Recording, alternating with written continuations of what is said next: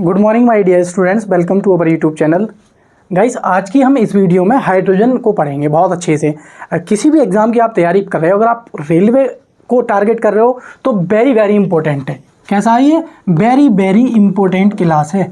Very very important class क्यों है? क्योंकि आपसे हाइड्रोजन गैस से संबंधित इतने क्वेश्चन पूछे जाते हैं बहुत ज़्यादा। सबसे हल्की गैस हमारी है, इसके बनाने की विधि से लेकर, इसके प्रयोग से लेकर, इसके प्रकार से लेकर और इसके जो समस्थानिक हैं, गुरु जल, भारी जल, रेगडो, कौन सा सबसे हल्की हाइड्रोजन है, कौन सी सबसे भारी हाइड्रोजन है, बहुत बहुत भर के क्वेश्चन पूछे जाते हैं।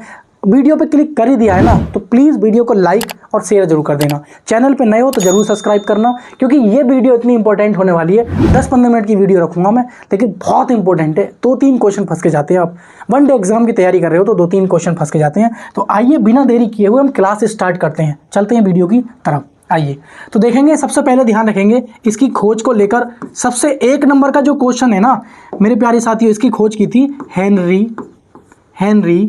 केवेंडिश साहब ने इसकी खोज की थी। ये बात आप लोग ध्यान रखेंगे अच्छे से कि हेनरी केवेंडिश साहब ने इसकी खोज की थी। ठीक है, ध्यान रखेंगे। इसका संकेत आपको पता होगा, संकेत क्या होता है इसका संकेत होता है H2। ठीक है, ध्यान में क्या रखना है आपको, कुछ पॉइंट्स हैं इसके जो ध्यान में रखने हैं। सबसे हल्का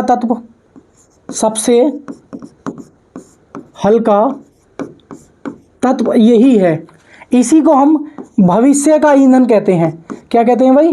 भविष्य का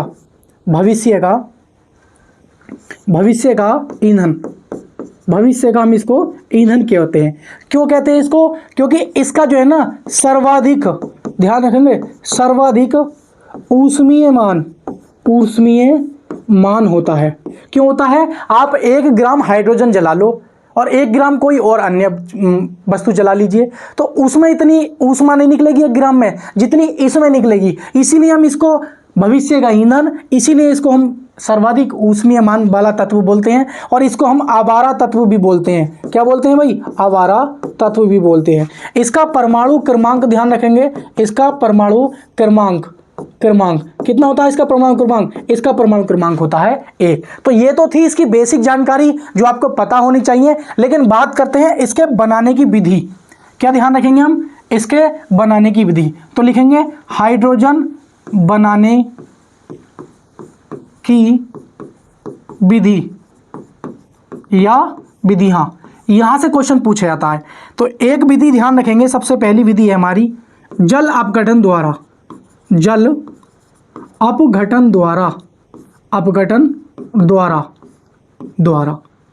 ठीक है, नहीं, आप जल अपघटन द्वारा आप क्या कर सकते हैं? आप हाइड्रोजन का निर्माण कर सकते हैं। इसमें क्या करोगे आप? इसमें करोगे आप H2O ले लोगे और इसको क्या है, रिएक्शन करा दोगे, तो आपके पास हाइड्रोजन आ जाएगा और प्लस में OH आयन आ जाएगा।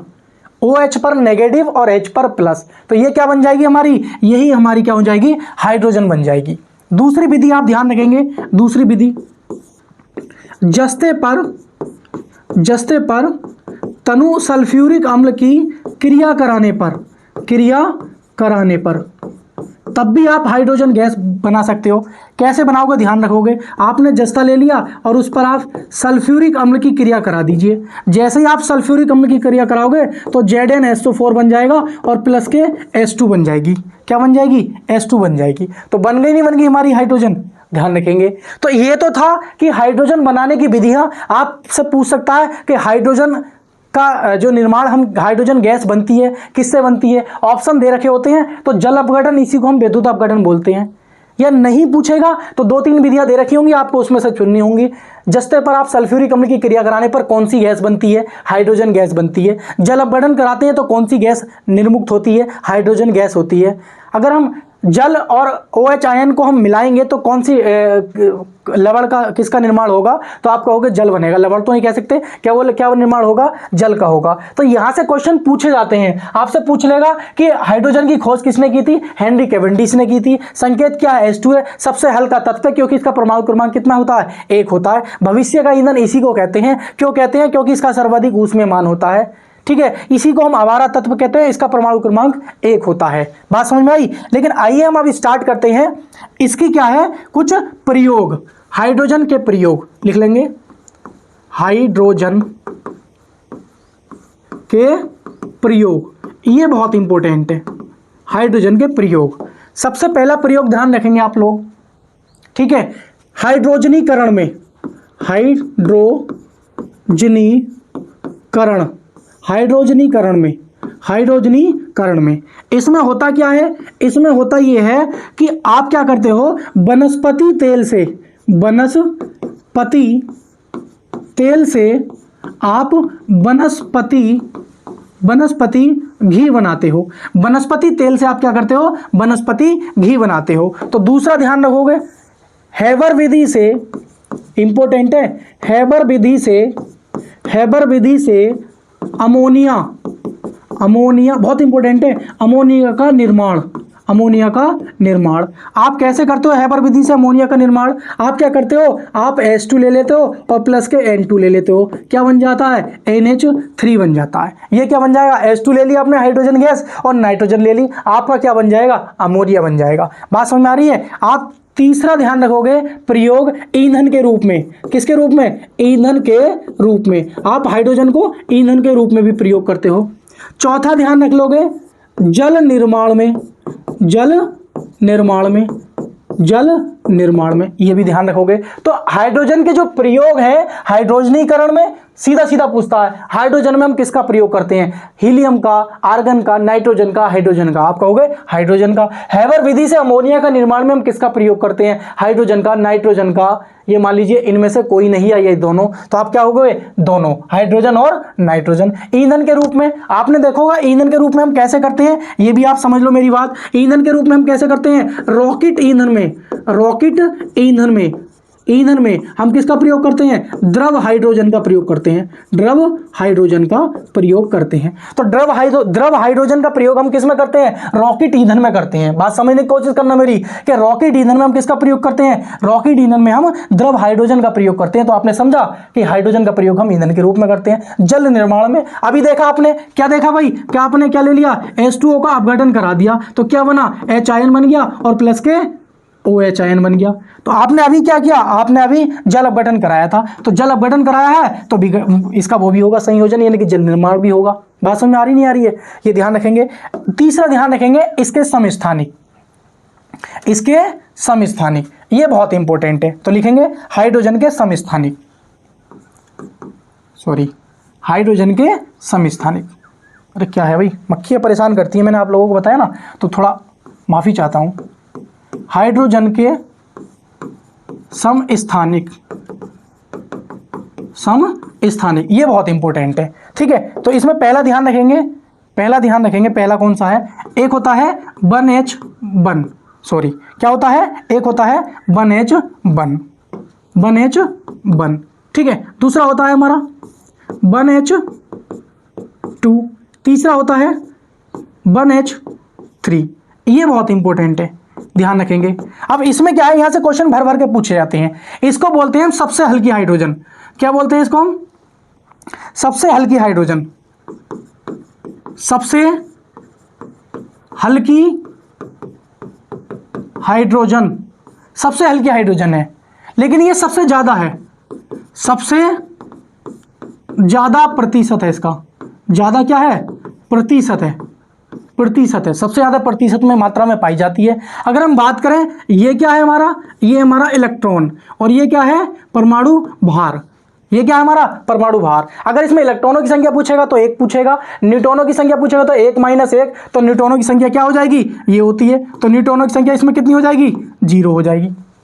बात समझ में आ रही नहीं है। अगर इलेक्ट्रॉनों की संख्या 1, प्रोटॉनों की संख्या 1 और परमाणु भार 1, तो परमाणु भार भी 1, प्रोटॉनों की संख्या भी 1, इलेक्ट्रॉनों की संख्या 1 और न्यूट्रॉनों की संख्या 0 हो जाएगी। लेकिन अगर इसमें आपसे पूछता है तो इलेक्ट्रॉनों की संख्या कितनी है, 1 है, तो इसमें लिखेंगे इलेक्ट्रॉनों की संख्या 1, प्रोटॉनों की संख्या 1, न्यूट्रॉनों की संख्या 1, क्योंकि न्यूट्रॉनों की संख्या जो होती है वो परमाणु भार माइनस परमाणु क्रमांक होती है, यानी कि परमाणु भार में से क्या है, प्रोटॉनों की संख्या घटा देते हैं तो न्यूट्रॉनों की संख्या मिल जाती है, तो 2 में से 1 घटाओगे तो आपके पास 1 बचेगा।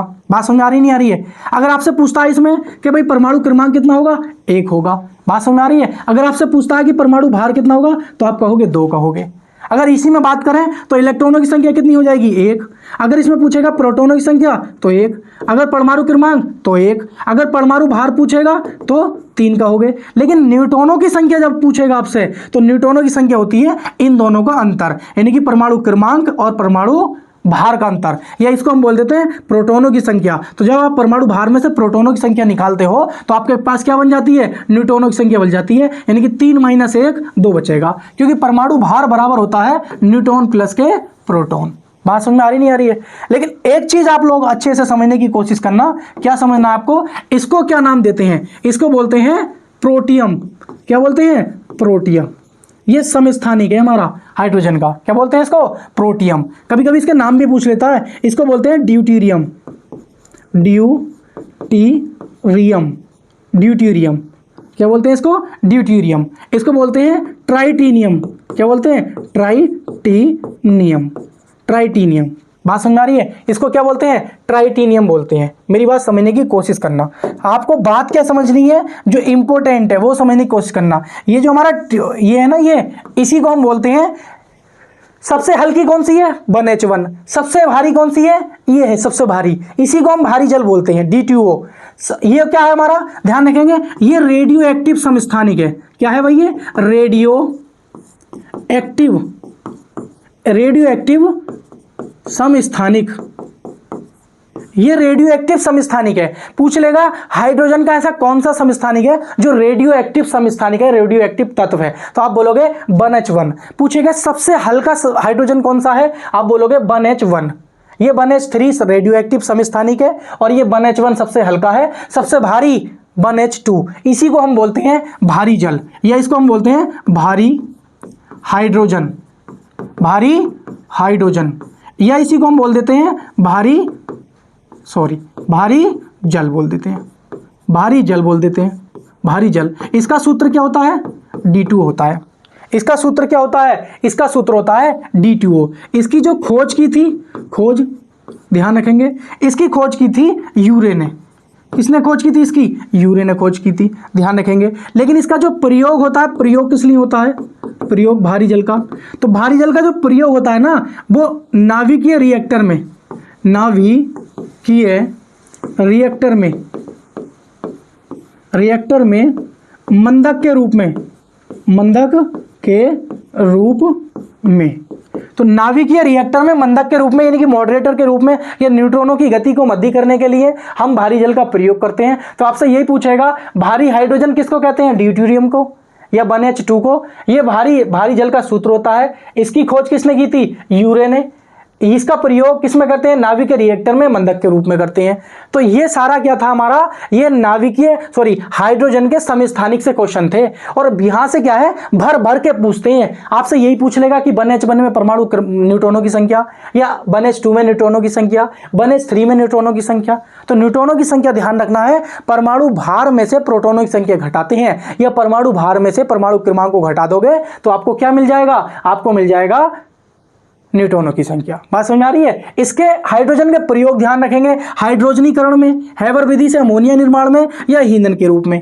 ये हमारे क्या होते हैं, हाइड्रोजन के प्रयोग होते हैं।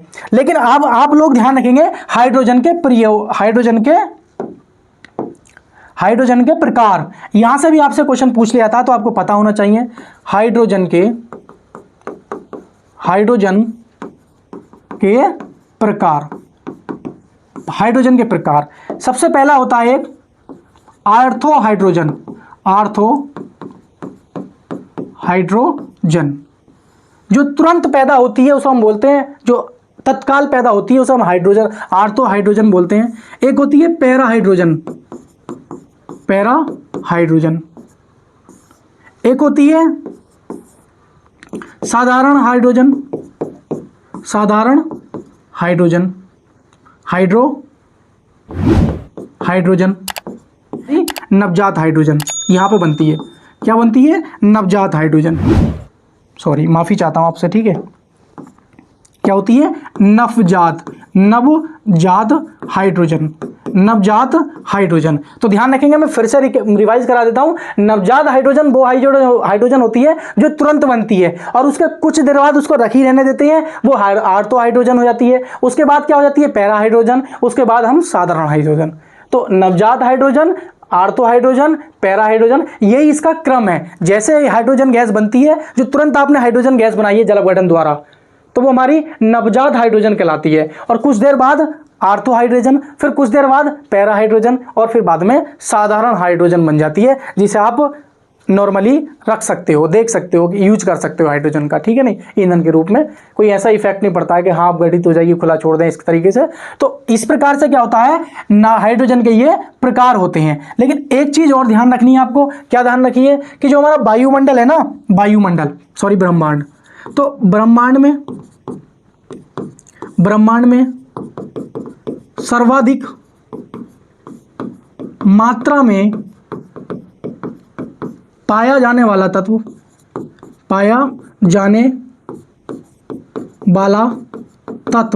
तो ध्यान रखेंगे वो कौन सा है, वो हमारा पहले नंबर पे तो है हाइड्रोजन, पहले नंबर पे कौन सा है H2 और दूसरे नंबर पे है हीलियम। ध्यान रखेंगे। तो इसका जो परसेंट है ना हाइड्रोजन का, ये 75% है। कितना है, 75%, और ये लगभग 23% के आसपास होती है हाइड्रोजन हमारी। तो ब्रह्मांड में सर्वाधिक मात्रा में पाए जाने वाला जो तत्व है वो कौन सा है, हाइड्रोजन है, और दूसरे नंबर पर क्या है, हीलियम है। वैसे ही आप लोग ध्यान रखोगे, एक नंबर ये नोट कर लेंगे, और दूसरा ध्यान रखेंगे, सूर्य में पाए जाने वाला सर्वाधिक मात्रा में जो तत्व है वो आपका कौन सा है, वो भी आपका क्या है, पहले नंबर पे हाइड्रोजन है, और दूसरे नंबर पे क्या है, दूसरे नंबर पे है आपका हीलियम। ये लगभग होता है आपका 73%। कितना होता है, 73%। ये होता है आपका 73%, ये ध्यान रखेंगे 73%, ठीक है। और ये होता है लगभग 21%। बात समझ आई नहीं? तो आप लोग ये ध्यान रखेंगे कि ब्रह्मांड में अगर आपसे पूछता है कि सर्वाधिक मात्रा में पाए जाने वाला तत्व कौन सा है, तो आप क्या जवाब दोगे, हाइड्रोजन है। अगर दूसरे नंबर पर पूछता है तो कौन सा है, हीलियम है। वैसे ही अगर आप बात करते हो कि सूर्य में सर्वाधिक कौन सी चीज पाई जाती है, तो हाइड्रोजन पाया जाता है आपके सूर्य पे प्रकाश में, यानी कि सूर्य में सबसे ज्यादा, सूर्य किससे मिलकर बना है, हाइड्रोजन से मिलकर बना है, ठीक है ना, ये ध्यान रखेंगे। दूसरे नंबर पर क्या होता है, हीलियम होती है। तो ये थे हाइड्रोजन के प्रकार, ये थे हाइड्रोजन कहाँ कहाँ पाया जाता है। आप लोग ये भी समझ चुके होंगे। ये आपने पढ़ा, सबसे पहले क्या पढ़ाया मैंने आपको, समझने की खोज, हाइड्रोजन की खोज, हेनरी, सारी चीज़ बताई। इसके बनाने की विधियाँ जल अपघटन द्वारा जनरेट जस्ते पर, ठीक है नहीं। उसके बाद हमने इसके प्रयोग जाने, हाइड्रोजन के समस्थानिक से क्वेश्चन पूछा जाता है। फिर हमने हाइड्रोजन के प्रयोग देखे, और कुछ हमने ये अलग से फैक्ट देखे। तो उम्मीद करता हूँ साथियों आपको ये हाइड्रोजन से रिलेटेड ये वीडियो थी हमारी छोटी सी, बहुत अच्छी लगी होगी। अगर चैनल पर नए हो तो प्लीज़ चैनल को लाइक और सब्सक्राइब जरूर करें, ताकि मैं अगली बार जब भी छोटी छोटी मगर वीडियो अपलोड करूं तो आप तक पहुंच पाए। ये छोटी छोटी मगर मोटी बातों से संबंधित एक वीडियो होती है, जो एक क्लास होती है और एक नंबर आपका पक्का करा के चली जाती है। तो मैं ऐसी वीडियोस में लाता रहता हूं। बाकी मैं साइंस का प्रैक्टिस है सुबह 8 बजे, और क्या है, फिजिक्स की थ्योरी में अभी हाल फिलहाल में आपको करा रहा हूँ। तो साथियों मिलेंगे नेक्स्ट क्लास में, तब तक के लिए नमस्कार और जय हिंद साथियों।